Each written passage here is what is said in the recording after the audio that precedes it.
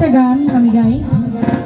আমাদের কিছু ভাই আসছিল, তারা বলছে আমার বড় ভাইয়ের ইদারিং যে গানটা জনপ্রিয় হয়েছে, এই গানটা অনেকে বলছে আমার গাওয়ার জন্য, কিন্তু আমি গাবো না আজকে।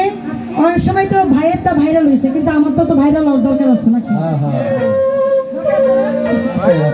ভাইটা তো এমনিতেই ভাইরাল, বিশ্বের বহু মানুষ এই গানটা শুনছে এবং ভালোবাসছে।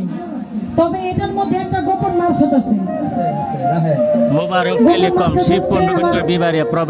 ভাই যখন এই গানটা ফেসবুকে ছাড়ে, এই উঠাইলাম কথাটা ছাড়বেন, এটা কেউ জানে না, উঠাইলাম।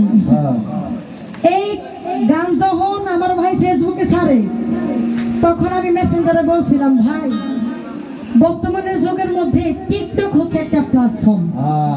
কারণ মানুষ ফেসবুক যেমন চালায়, তেমন কিন্তু টিকটকও চালায়। একবারে ছোট বাচ্চা থেকে শুরু করে বয়স্ক মানুষ পর্যন্ত এই টিকটক চালায়। আপনি ফেসবুকে ছাড়ছেন, এটা ভাইরাল হয়েছে ভালোই, কিন্তু এটা আরো ভাইরাল করতে গেলে আমার মনে হয় এটা টিকটকে ছাড়লে এটা আরেকটু ভাইরাল হইব। জানি না আল্লাহ কোন নিয়তে আমি কইছি, আমার আল্লাহ কবুল কইরা নিছে। ভাইও এটা ওনার টিকটকে ছাড়ছে, কিন্তু ওনার মাধ্যমে না হইলো। আমাদের বাঁশি বাজায় সুমন ভাই ময়মনসিংহ বাড়ি, ওনার মাধ্যমে টিকটক থেকে এই গানটা ভাইরাল হয়েছে।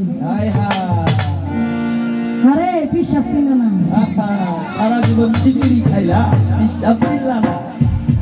যাই হোক, অনেক মানুষ এই গানটাকে ভালোবাসছে। তবে যদি আমার ভাই অনুমতি দেয় আমি গাবো, আর নাইলে অন্য গান আমি করব। যদি আপনারা বলেন এখন কি ভাইয়ের ভাইরাল গানটাকে আপনারা তার মুখে শুনবেন না আমার মুখে শুনবেন? আমি গাবো, সবসময় তো ভাই গায়, আজকে আমি গাই।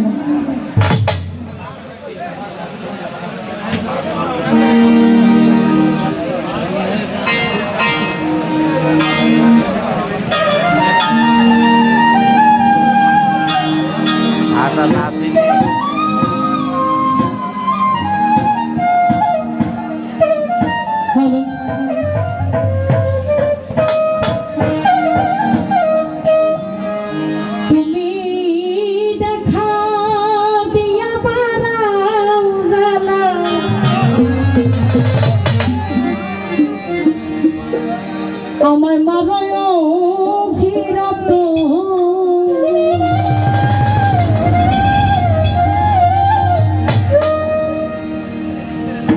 আর জানা দিও না, জানা কইরা হইছি ক্ষত।